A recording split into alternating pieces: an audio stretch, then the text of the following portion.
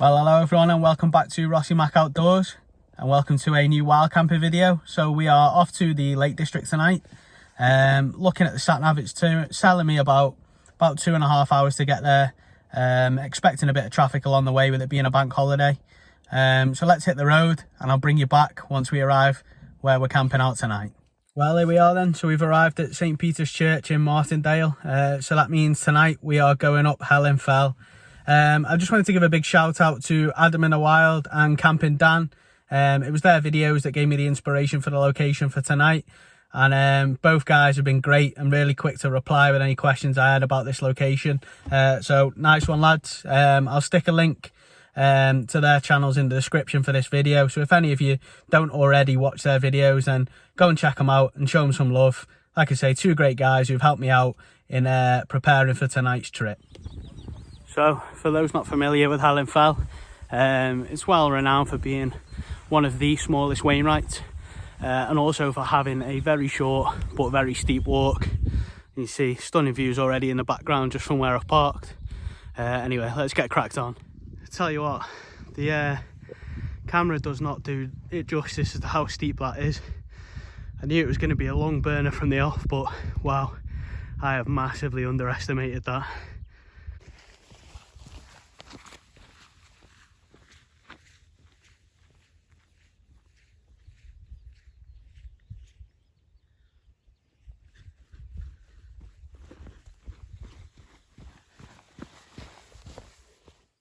Tell you what, it's a great thing about walks like this is when you're blowing, you just have a rest and just use them views as an excuse. Wow, what a walk this is.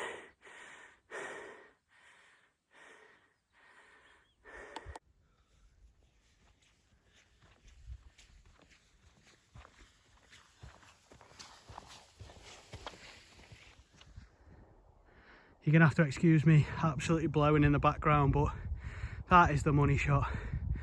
That is what makes it worth it. Absolutely stunning. Just, yeah.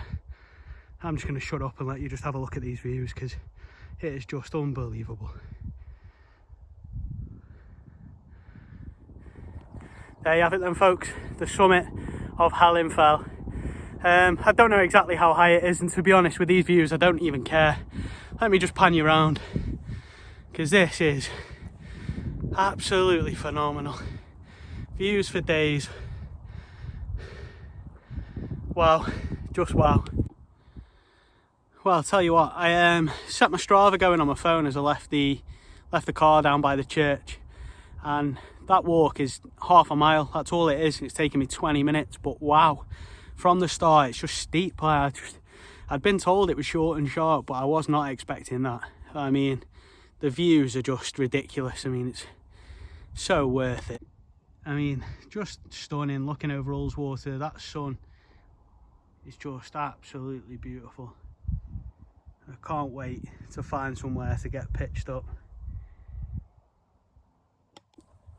So I'm just gonna have 5 minutes here at the summit, take on some water, and then we'll drop down. There's a little ledge just over to the side there, so we'll drop down there, see if we can find somewhere to pitch at a slightly lower level, away from any tracks and away from the summit cairn.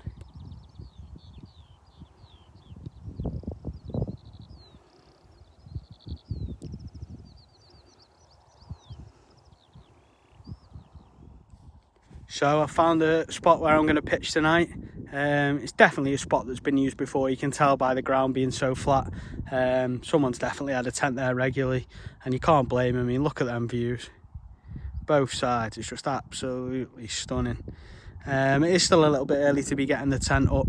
I mean, especially with it being such a short walk to get to here, there is a chance that people can be coming up quite late on.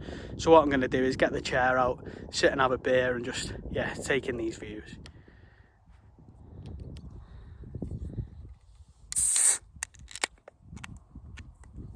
Cheers.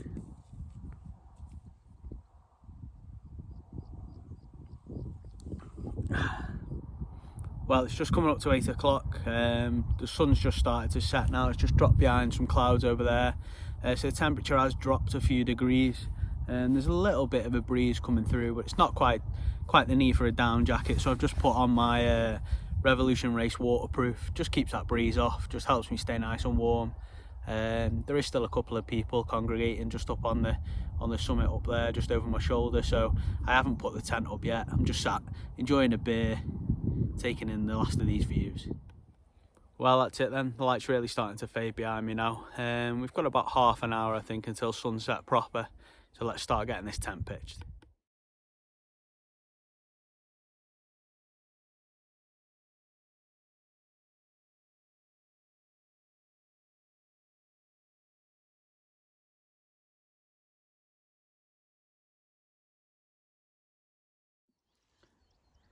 There we go then, all pitched up. She looks quite well, to be fair, considering I've had an absolute stinker. So I've bought some new pegs, the Eastern pegs, and I haven't ordered enough. So there is a couple of the guy points that I haven't been able to put out, but we're not forecast any wind at all overnight. So she should be pretty solid with everything that she's got pegged out at the moment, but absolutely brilliant views. Solid tent. Looking forward to getting set up for the rest of the night now. So for those of you who watched my last video when I was up in the Peak District, you will have heard me say that I thought my next big sort of kit upgrade would be a new sleeping mat. In that video I did go on to mention that I was discussing a Thermarest Neo Air X-Lite. Well, here she is, the Thermarest Neo Air X-Lite. Now this sleeping pad has an R value of 4.2, so that is approximately 4.2 times more than my two other sleeping pads combined. So hopefully, even though it's not going to get that cold tonight, it should see me having a nice comfy night's sleep for the foreseeable. Also, what I didn't realise about the sleeping pad when I did order it is that according to Thermarest themselves, it does inflate to a maximum height of 6.4 centimetres. Now that is serious height, so hopefully yeah, I'm really looking forward to having a good night's sleep on this pad, and yeah, it's definitely going to be obviously my #1 pad moving forward. So just to take you through the remainder of the gear that I've got with me, I'm using the Mountain Warehouse Summit 250 sleeping bag and the Trekology Aloft pillow. So in terms of food and drink, for my tea I've got a Summit to Eat beef stew with potatoes. The fancy water bottle, yeah, don't be deceived, it's not water. That's got a lovely half bottle of Bordeaux red wine in it. I did bring 4 cans of beer, so the 2 Elvis juice was sacrificed earlier on while I was chilling out on my chair, and I've got 2 Silk Roads as well. The foil packet to the left is just a Belvita breakfast bar, just for the morning, but I've also got a fire pot porridge with apple, just in case I am feeling a bit peckish in the morning. Right then, so we're getting to that stage of night now. Sun started to set, it's about 10 o'clock. I think it's time we get some food on, so I'm going to get some water boiled up on the MSR pocket rocket for my Summit to Eat dehydrated meal.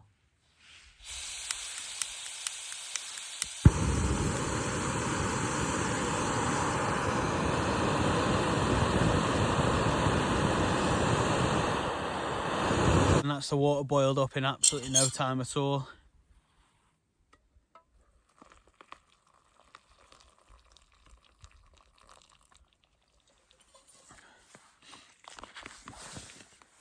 Now, as always with these dehydrated meals, you've got to make sure you give them a really good stir right into the bottom of all them nooks and crannies in these pots.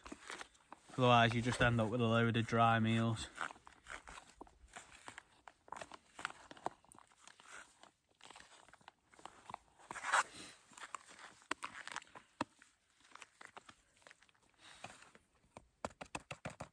Right then, that should do. Get that sealed for 8 minutes. And I'll bring you back when it's all done and time to eat. Well, here we go then. Food's ready to eat.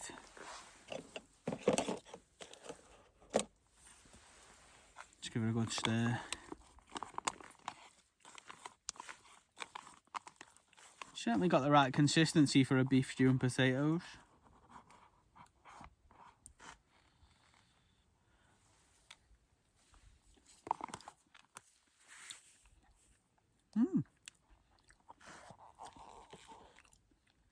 Yeah, it's tasty enough, that.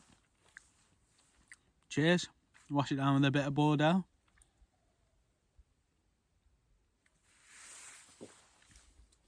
As I did last time, no one wants to sit and watch me eat. So I'm going to have my tea. I'll bring you back in a little bit. Right then, it's 11 o'clock. I've had my food. Went down really well. Just what I needed. I've had some of my wine, so I've got that to finish. So I'm going to sign off for the night. I've got, like I say, the rest of my wine to finish, one more beer to have, and I settle down, and then hopefully get a good night's sleep. Sunrise is something ridiculous, like 4:45 in the morning, so I'm not going to get up for that. I'm hoping to be awake for around about 6 o'clock.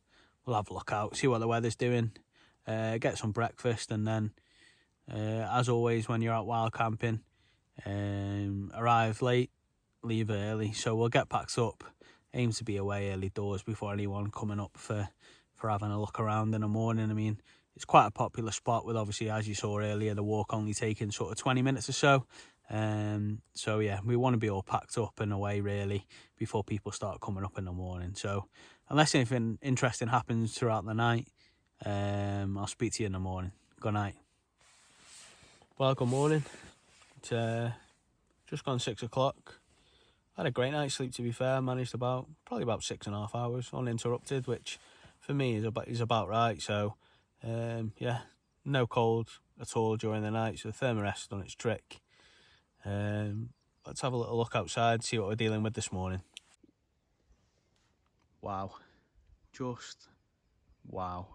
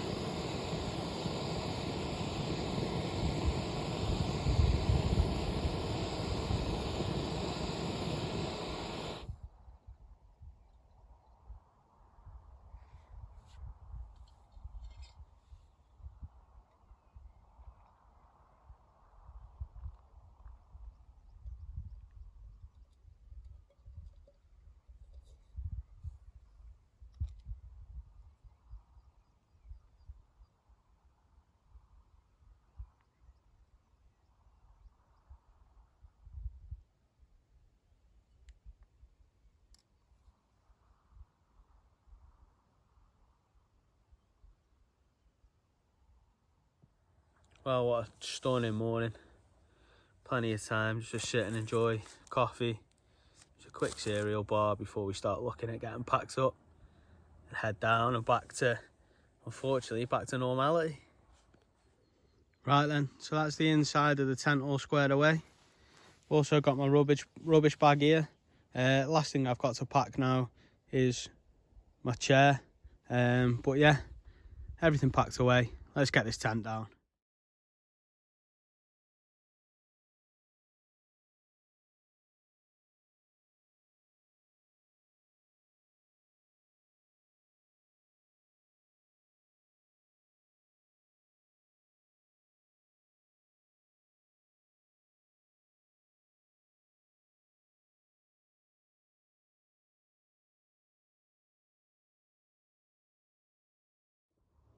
Well, and there we go, folks, everything packed away.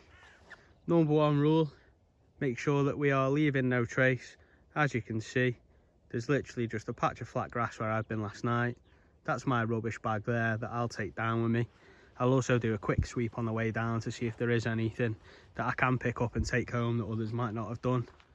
And then yeah, all that's left to do now is get the bag on the back and head off.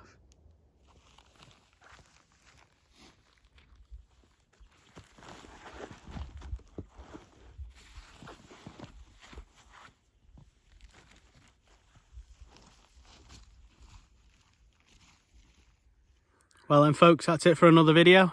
I hope you've enjoyed watching it as much as I did making it. If you have liked it, then please do give it a thumbs up, leave me a comment and subscribe to the channel. Yeah, what a great night. Other than that folks, all there is to say is, until the next one, take it easy.